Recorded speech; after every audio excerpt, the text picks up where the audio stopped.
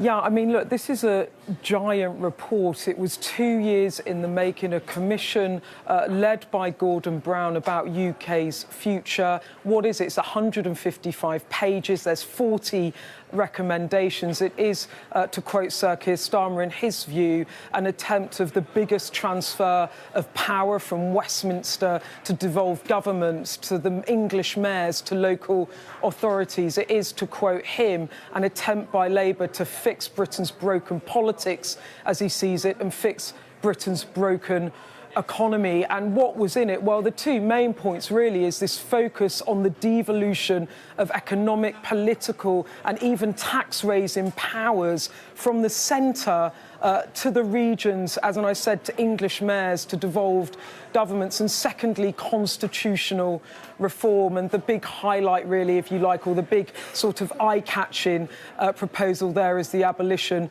of the House of Lords. But you're right. I mean, the two obvious questions from it: is this another politician talking the big talk, but will he actually walk the walk, and will these things get done? And two, at a time when people are really struggling with the immediate pressures of the cost of living, worrying about feeding their families and paying their bills, striking over inadequate pay deals as they see it. Is this really the moment to talk to them about abstract notions of constitutional reform and devolution that doesn't really mean much to people in the short term? So those are what the questions were about, and Keir Starmer answered them. But I've got someone else to answer them with me now as well. It's Lisa Nandy. She's the Shadow Secretary of Levelling Up and the MP for Wigan, where my family's from. So, Lisa, thanks for joining us on Sky. I mean, that's really the first question I have for you. You know, the Conservatives talk the talk on levelling up or Northern powerhouse, and people feel disenfranchised, and they feel that those promises perhaps haven't been met in parts of the world such as Leeds or Wigan.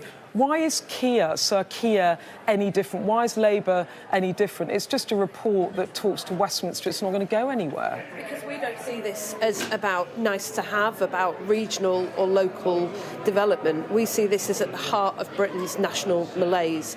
If you write off the contribution that most people in most parts of Britain have to make, you're never going to grow your economy. You're never going to have enough to retain good public services, the decent housing, the decent bus and transport networks that people rely on. It's not just that we demand more out, it's that we've got to put more in. We've got a contribution to make in all parts of this country, including here in Leeds, where we're standing today, and that's why we're going to transfer power out of Westminster and Whitehall to two communities so that they can drive that local growth and they can start building an economy that works again. But Lisa Nandy, you do recognise at the moment when people watch that, they'll be like, what on earth are Labour talking about? I can't feed the family, my pay rise is not going to cover my bills. They're like, why are you telling us this now? You get that, don't you? Because all of these problems connect up to one central problem, that we're the most centralised country in the world, and we've got a small group of ministers sitting in Westminster, hundreds of miles away from the communities that they seek to govern,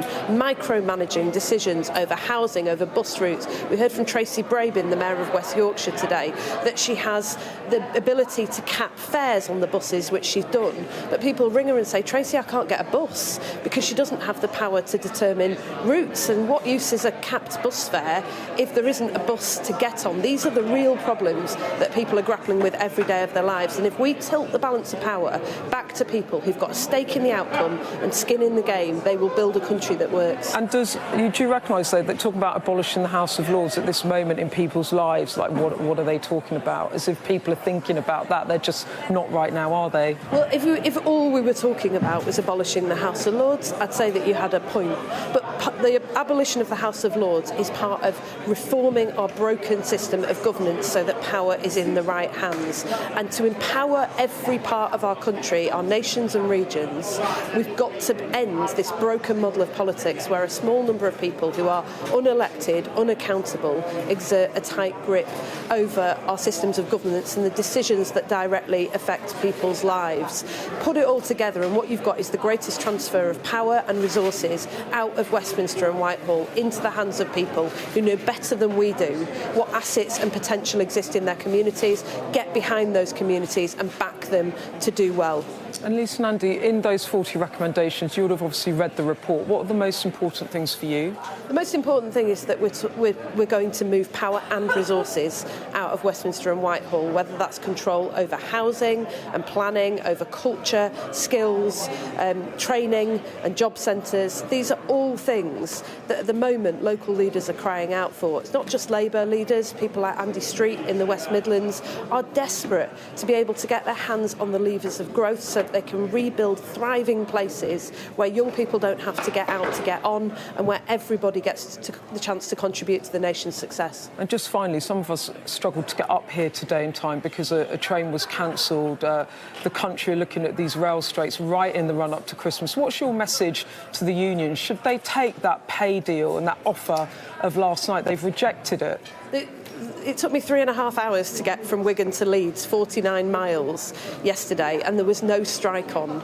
The problems with our railways stem from the fact that we've had private operators who've been stripping resources out of our public services, and as a consequence they're running a model where they ask people to work overtime in order to run the trains rather than having enough well-paid, well-treated staff to run our railways properly. We're going to end that system. We've committed to renationalising our railways and handing control and power over resources around transport to local leaders who wouldn't just try and connect the country up north to south, but east to west as well. This is the thing that's really holding this country back. It's ruining people's lives. We can't just put sticking plasters on these problems. We've got to fundamentally change the system. OK, Lisa Nandy, thank you very much for joining us on Sky News. There you have it then. That's Lisa Nandy, the Shadow Levelling Up Secretary, talking about the importance of devolution and putting power and autonomy back into the hands of local leaders, but acknowledging too that some of these reforms at this moment in time alone might seem irrelevant to the public, such as reforming or abolishing the House of Lords. And I guess the real question is, what is Sir Keir Starmer and the Labour Party trying to do here? Well, they are now 20-plus points ahead in the polls, ahead of the Conservative Party. And what this is really, as one senior advisor put it to me yesterday, this is the beginning of Keir Starmer trying to impress upon the public that this is a Prime Minister in waiting and a Labour government in waiting. They're ahead in the polls, but the question is whether people at this time see these reforms as relevant. And I guess the big question is how many make it from the recommendations of the report into a Labour manifesto.